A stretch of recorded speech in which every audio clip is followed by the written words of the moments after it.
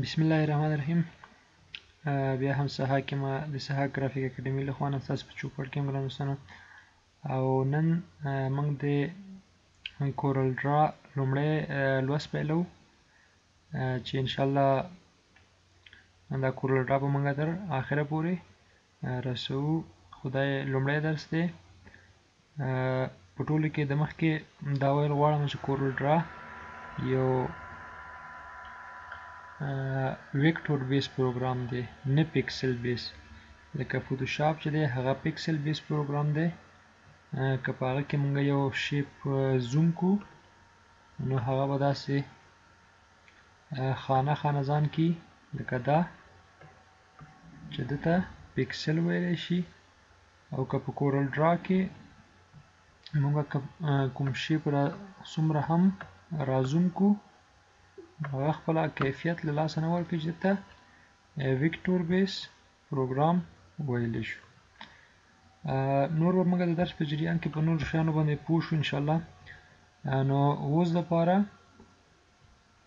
د ټول نه د مخې به موږ دا کورل ډرا معرفي کړو چې دا د ده چې کوم دا انټرفیس ده په دې باندې به موږ ځان پوه کړو چې دا کله چې موږ کورل ډرا خلاص کړو نو داسې به موږ ته دا ښکاري. چې کله کورل ډرا واس کړو ګران دوستانو نو داسې یو آپشن به موږ ته راشي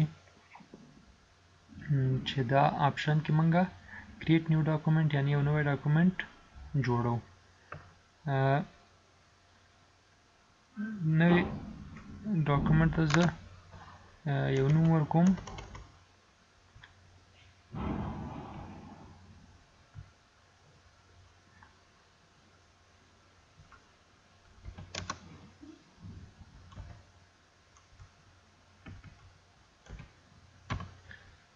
فرست لیسن درس مې ورکو او دلته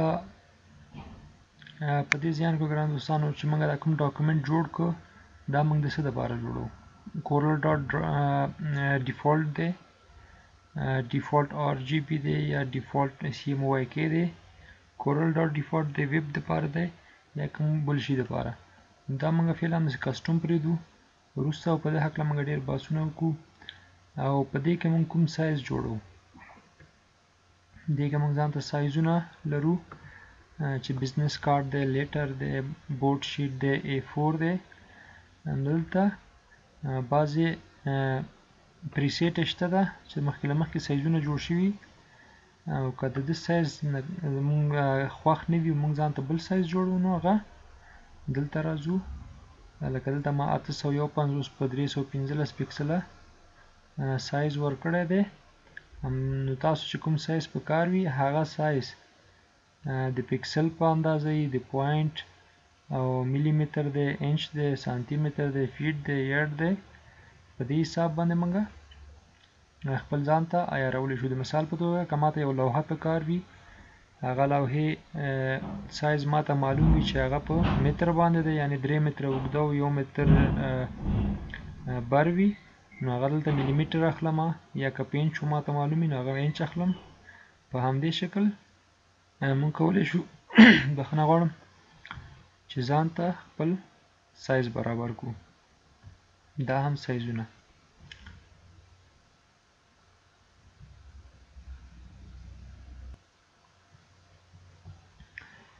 د دې پخوا کې دغه دوه کمانډ نور چې دي چې یو لینډسکیپ ده او یو پورټریټ ده. په دې باندې به انشاءالله دوستان ټول پوهیږي، خو بیا هم د دې دپاره چې دا زموږ لومړی لوست ده زه پرې نوره رڼا هم اچومه. لینډسکیپ نو دا صفحه به موږ ته په دې شکل پرته ښیي او که پورټریټ یې کومه نو دا به دا صفحه ماته داسې په اوږدو ښیي. نو هایټ به یې داسې وي. بل په پرایمري کلر موډ کې راځو چې موږ لرو آر جی بي او سی ایم وائی کې چې زه به یو خلص رڼا پرې واچوم چې آر جی بي که موږ د تلویزیون دپاره یا ویډیو دپاره کوم شی جوړو نو هغه دپاره به موږ آر جی بي کلر اخلو یا کومه لوګو جوړو بیا وروسته په افتر افیکټ یا پریمیر کې هغه ته حرکت ورکوو نو هغه دپاره آر جی بي. او که موږ داسې لوحه او یا داسې بورډ چې هغه د چاپ دپاره کاریږي هغه دپاره موږ CMYK اخلو اوس دپاره RGB او رندرینګ ریزولوشن چې ده هغه 300 DPI ده. نو چې څومره د لوحې سایز غټیږي نو موږ د ریزولوشن یې کمو او څومره چې وړه کیږي هغه ته موږ اوچت ریزولوشن اخلو چې په دې باندې به موږ په تفصیل سره وروسته بحث وکړو. نو د دې لپاره چې موږ دا بیسیک صنف دی د دې لپاره ډېر عمیق نه ځم نو همدومره سیټینګ د دې لپاره بس دی او اوکې کې ګورئ دوستانو چې دا صفحه مونږ ته جوړه شوه.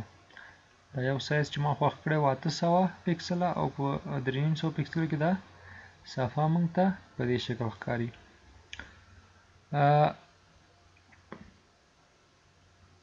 نو د ټول د مخکې راځو په دې صفحه کې چې کوم شیان مونږ ګورو دا به یو معرفي کومه انټرفیس دا پورته چې ګورو مونږ دا ټایټل بار ده. کوم ټایټل چې ما دې صفحې ته ورکړی و هغه دلته ماته ښکاري چې فرست لیسن یعنې لومړی لوست نو دلته وایي ټایټل بار او په ټایټل بار کې دلته کپشن بټن دي چې کلوز منیمایز او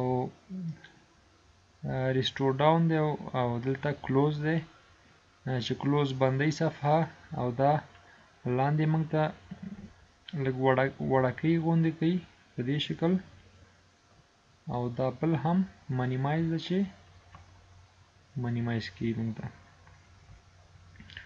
نو په دې خو انشاءالله ټول پوهیږي دوستانو. هغه نه وروسته راځو دلته مینیو بار دی چې په مینیو بار کې موږ مختلفې مینوګانې لرو چې هر مینو کې دننه کمانډونه وي چې مجموعه د کمانډونو ته یو مینو وایي د څو کمانډونو مجموعې ته یو مینو وایي چې یو مینو تشکیلوي او څو مینوګانې هغه یو مینو بار تشکیلوي.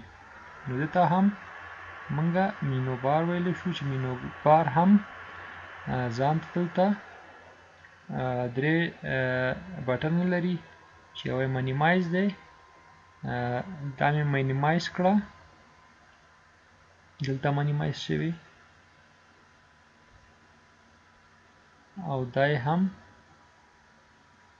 په دې شکل او که وغواړم چې دا ډاکومنټ یا دا پیج مکمل ړنګ کړم نو دا بټن هم دا څه کوي چې همغه ډاکومنټ یا پیج له منځه ویوړه او دا بل چې دی دا خو مکمل پروګرام منیمایز کوي او ماکسیمایز کوي. هغه نه وروسته ګران دوستانو سټنډرډ بار دی چې سټنډرډ بار هغه مهمې شارټکټ چې ډېر زیاتې کاریږي د هغه مجموعې نه دلته راټولې کړي دي. که چېرته زه مینو ته لاړ شم په مینو کې سیو یا سیو اس یا کلوز او دا شیان همغه یې ماته شارټکټ کړي دي. دلته په سټنډرډ بار کې د کار د اسانۍ دپاره هغه کمانډونه چې ډېر زیات کاریږي هغه دلته موږ ته شارټکټ کړي دي.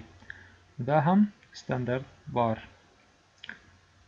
سټنډرډ بار نه لاندې موږ سره دی پراپرټي بار چې په ټول بار کې چې موږ په هر ټول باندې کلیک وکړو نو د هغه بیله پراپرټي دلته موږ ته واضحېږي چې انشاءالله د درس په وخت کې د ټول باندې موږ کار کوو جدا جدا. دا هم سټنډرډ بار او په دې خواته موږ ټول بار لرو چې دا ټول بار د دې په واسطه موږ ویکټورونه خط لیکلو شیپ جوړولو څه چې ډیزاین موږ په دې کې کوو د ټولونو په مرسته د دې توکو په مرسته موږ کولی شو ډیزاین وکړو. دته هم وایي ټول بار. په ښي لاس خواته دلته موږ لرو کلر باکس چې دا رنګونه دي په دې کې رنګونه وي دوستانو. دلته موږ سره ټولې رنګونه پراته وي نو دا هم زموږ کلر باکس شو. نور لاندې راځو دا موږ سره سکرولر بار دی چې کله دا صفحه د خپل حد نه زیاته زوم شي نو دا فعالیږي. هغه وخت کې موږ له دې نه هم مرسته اخیستلی شو. د سکرول بار په ذریعه موږ دا ښکته او پورته وړلی شو. او دا میز کې چې دی دا د څه په نامه یادېږي؟ دا زموږ صفحه. دا زموږ صفحه د پیج یا ډاکومنټ په نامه یادېږي. دته موږ پیج یا ډاکومنټ ویلی شو. او نور خو به انشاءالله به دې کې څه پاتې نه وي. یو نور مهم شیان که چېرته زموږ په کورل ډرا کې موږ وغواړو چې دا مینو بار نه وي یا دا سټنډرډ بار نه وي یا دا پراپرټي بار نه وي یا وي موږ غواړو چې لرې کړو، نو زه چې کله په دا سټنډرډ بار باندې دلته رایټ کلیک وکړم له دې ځای نه موږ کولی شو چې مینیو بار نه غواړو، مینیو بار ورک شو.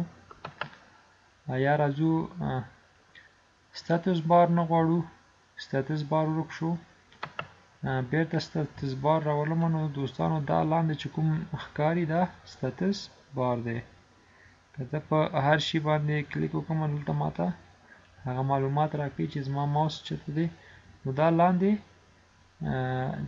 کوم معلومات چې دي دته وایي ستاتس بار. بیا رایټ کلیک، ستاتس بار هم نه غواړم،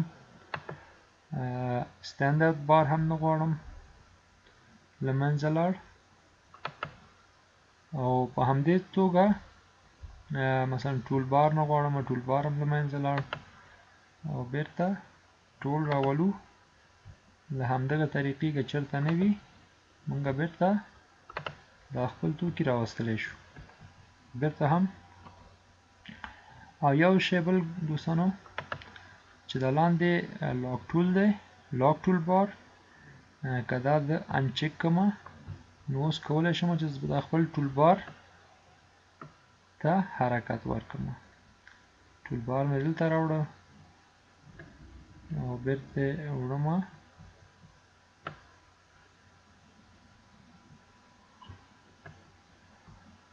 بیرته ځای په ځای کوم خپل ځای کې په دې شکل.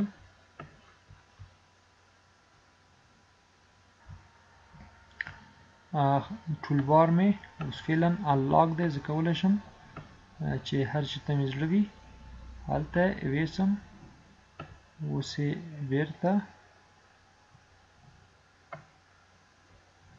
زه ځای په ځای کوم په خپل ځای کې. نو دا دی دوستانو ټول بار بیرته خپل ځای ته راغی. په همدې توګه دوستانو دا هغه لومړني مهم معلومات چې د کورل ډرا په باره کې موږ ترلاسه کړ. نو اوس موږ مکمل انټرفیس یا دا کوم مخ چې د کورل ډرا و په دې باندې پوه شو چې دا یعنې ټول بار و، دیم پراپرټي بار، سټنډرډ بار، دا مینو بار و، ټایټل بار و. او په دې توګه دوستانو موږ به انشاءالله ګام په ګام مخکې ځو. او د راتلونکو درسونو لپاره زموږ د یوټیوب چینل سبسکرایب کول مه هېروئ چې زه وکولی شم تاسو دوستانو نورې ښې ښې ویډیوګانې هم جوړې کړم. نو د دویم لوست لپاره زما سره ملتیا وکړئ. نو فعلا هم مو په خدای سپارم. په مخه مو ګلونه.